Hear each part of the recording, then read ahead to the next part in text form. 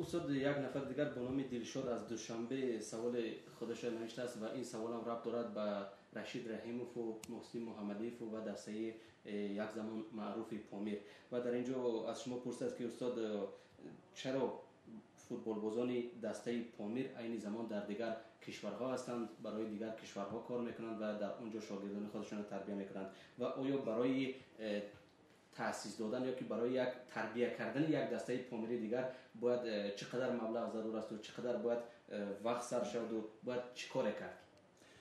تشکر. به این سوال من چنین پاسخ میدم که عموما برای تربیت فوتبال باز از سن کودکی تا بزرگسالی او مبلغ خیلی و خیلی زیاد است. در زمان شوروی برای بازیگری دسته پامیر واقعا من اون سالها در تاجیکستان پروف میگویند شورای اتفاقهای کسبی تاجیکستان مدیر شعبه ورزش و توریسم بودم و دسته پامیر از حساب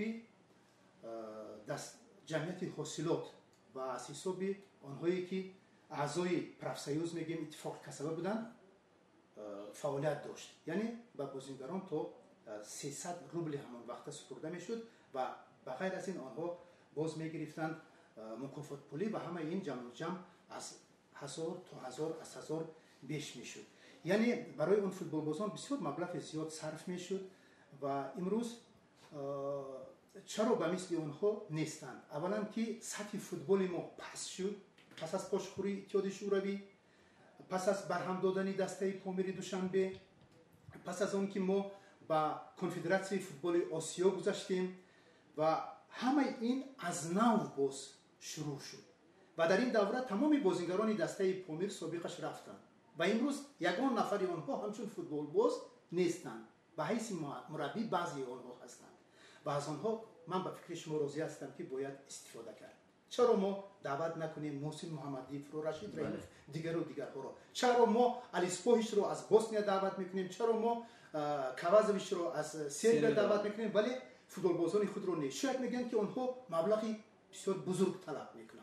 شاید این چیز باشد، من نمیدونم، لیکن که اونها باید فکر کنن که برای تاجیکستان که برای اونها میلیون ها در وقتش صرف کرده بود باید خدمت این کشور رو بجا بیارن. این مسئله هست. اما استاد آیا رسما یگان گفتگوزار بین مقامات و بین این ورزشکاران نامی تاجیک آیا یگان گفتگوزار صورت گرفته است یا نه تا این زمان برای اینکه اونها به تاجیکستان بیایند و در اینجا شاگردان خودشون رو تربیت کنند؟ عیناً من با محسن محمدیف که یک ماه هم نشده است قبل هم صحبت شده بودم و صحبت من هم درج شده است در سامانه روسی بخش تاجیکی رادیوی آزادی و در اینجا همین سوال رو داده بودم: اگر شما رو به تاجیکستان به حیث سرمربی دعوت کنن شما به کار میایید؟ او گفت من این تکلیف اگر شود حالا نشده است سری اون اندیشه میکنم. یعنی با او گفتگو کردن در کار، او رو دعوت کردن در کار و همراهی محسن محمدیف اینچنین وازگن مناسیان اومده بود. وازگن مناسیان رو که امروز در اوکراین در شهر پالتاوا کار میکنه بیکار است. چرا اون رو دعوت نمیکنیم؟ چرا وازگن رو دعوت کردند به ازبکستان در اونجا کار کرد؟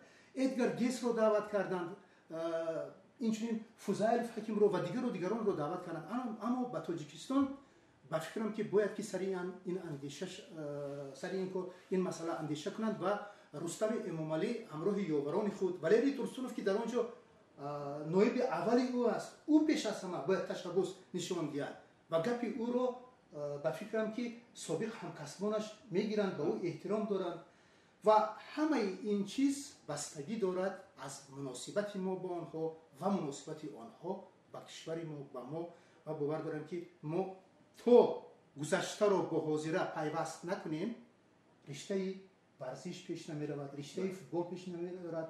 بغیر از فوتبال ببینید ما در طول 20 سال استقلالی تاجیکستان یگان بار اناتولی ستارسکین رو که 2 مدالی طلای المپی رو به دست آورده است سال 1980 خودم شاهد بودم در المپیادای مسکو و به مثل او در 5 حربه معاصر یگان نفر دیگر چون این موفقیت به دست آورده است دعوت نکردیم. یوری لبانوف رو دعوت نکردیم. اندری عبدولیفی که تو لحظه های آخرین تا سال 1996 در تاجیکستان بود و او آخرین قهرمان تاجیکستان، قهرمان جهان از نام تاجیکستان شد و پس از اندری عبدالولیف در مدتی از سال 1992 تا حالا 20 سال ما قهرمانی المپی نداریم. در رشته المپی، در گرز اندازی رشته المپی است، ما قهرمانی جهان نداریم. او رو به جای اون که دستگیری کنیم از او استفاده بریم، ما امروز میگیم که گویا اندری عبدالولیف به ازبکستان رفته است، او به تاجیکستان گویا خیانت کرده باشد. آخه چه این خیانت است؟ او در یگان جا از نام یگان کشور، حتی ازبکستان، در یگان مسابقات شرکت نکرده است.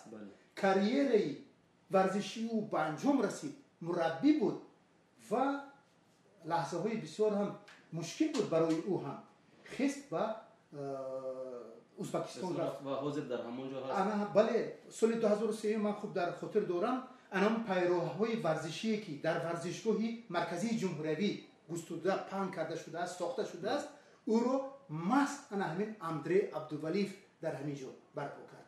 نخود که ما برای اندری عبدالولیف نتوانیم یک جایزه حکومتی سپاریم که او قهرمان المپی است.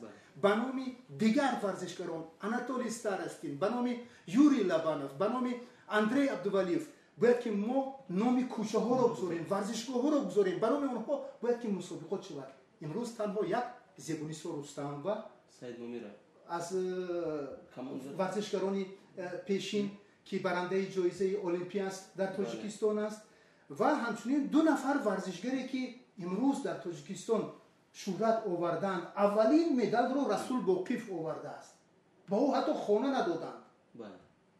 با یوسف عبدالسلاموف که او هم شهروندی روسیه و هم شهروندی تاجیکستان است، او در صحبت‌های زیادی خود هر دوشان با من بسیار شکایت میکنند و خود یوسف عبدالسلاموف گفت که اگر به من یک کلبه میدادن می آمدم از داغستان در تاجیکستان زندگی میکردم و ورزشکاران، گشتنگیران آینده، قهرمان‌های آینده جهان و المپی رو تربیت میکنیم. چرا ما همین کار رو نکنیم؟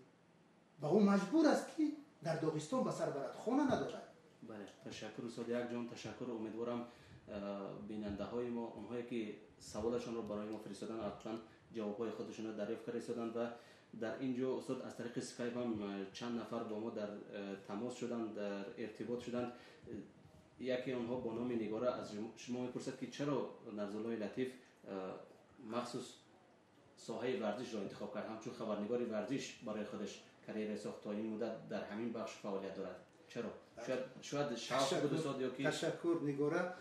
راستش رو بگویم، من هم در اول ورزشکار بودم، برای اینکه در مکتب میانه هم میخواندم. مکتب میانه رقم 34 شهر دوشنبه رو ختم کردم سال 1968.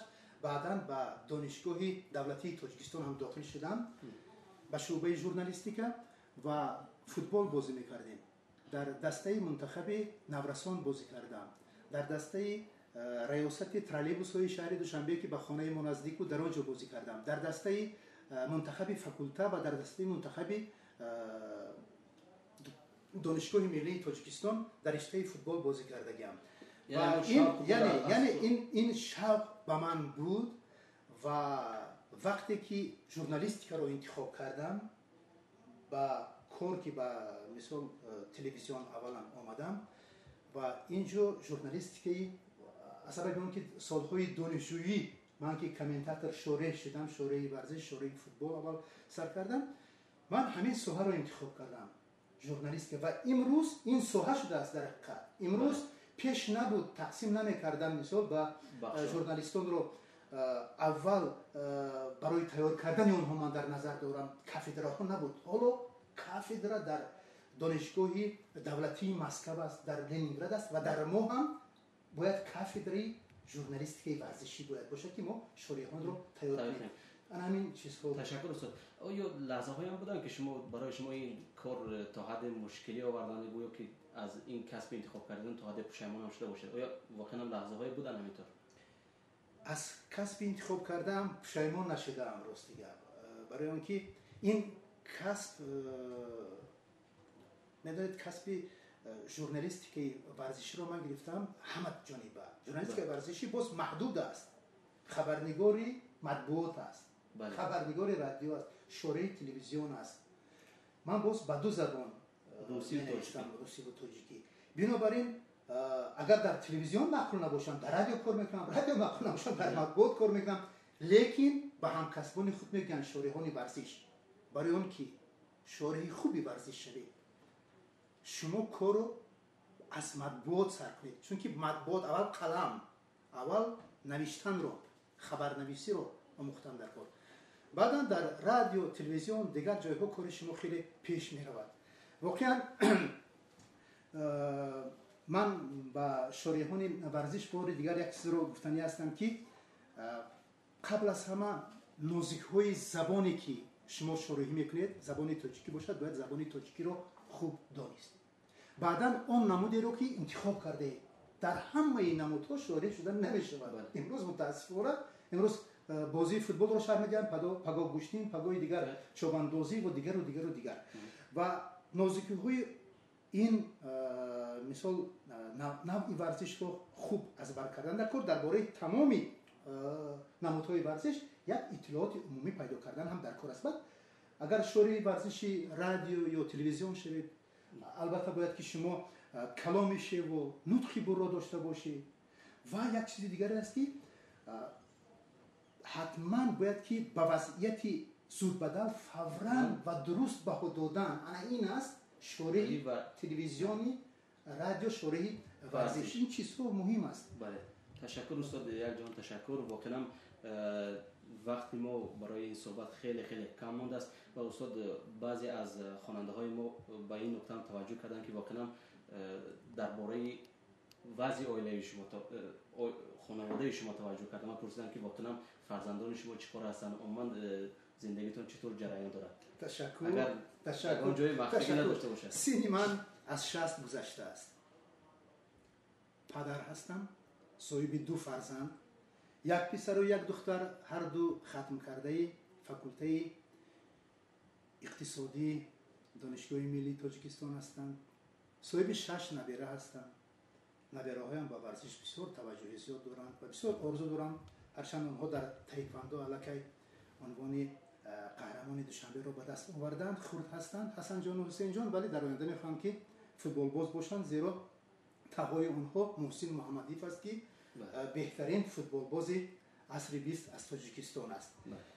اویلم هم نفقه خور 40 سال در رادیو تاجیکستان گلچهره لطیفه و به حیث اپراتور و همچنین کارگردان کار کردند. زندگی خوب دارم، رضا هستم، راضی هستم خیلی از زندگیم. و اگر باز به من سوال میدونن که اگر شما از نو جوان میشدید کدام کسب رو انتخاب میکردید، باز هم همین کسب شارح ورزش رو. از روی این شهرت یافتم، از روی این دنیا رو دیدم، از روی این من با شما صحبت میکنم.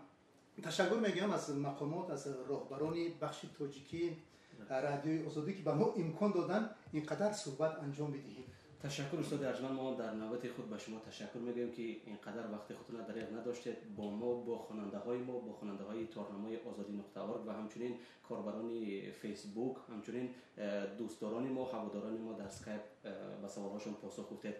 تشکر و آرزو میکنیم که مثل امروز همیشه خوش و خرم و خوشبخت و همیشه در کنار خانواده خود باشه دوستای ارجمند مرزالله لطیف. و اینجا صحبت ما به پایان میرسد و در آخر صحبت ما از نواربردار خودمون، نواربردار کارمند رادیو آزادی اکرم عبدالقهار تشکر میکنیم و بار دیگر یادداشت میشم که این صحبت را در استودیو رادیو آزادی در دوشنبه من کیومرث صحت گردانندگی میکردم. تا صحبت های دیگر خدا نگهدار. اما بفرمایید در یک سخن دیگر دارم. تشکر بار دیگر از شما کیومرث، از راهبران بخش تاجیکی رادیو آزادی که به من این فرصت را دادن. و سوال ها خیلی زیاد هستند، البته ما نمیتوانیم که در طول 1 ساعت و تمام سوال های شما پاسخ دهیم، ولی من امکاناتی پاسخ دادن دارم توسط ایمیل، با واسطه ایمیل های شما. و این صحبت آخرین شاید نباشد، صحبت های باز در پیش است.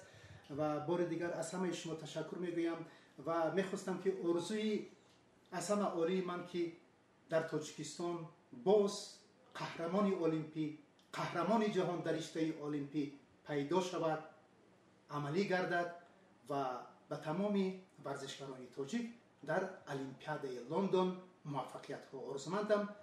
از همه شما بینندگانیم و شنوندگانیم و خوانندگانیم و تشکر زیاد. تن صحت باشید، خانه آباد باشید. خدا نگهبان شما.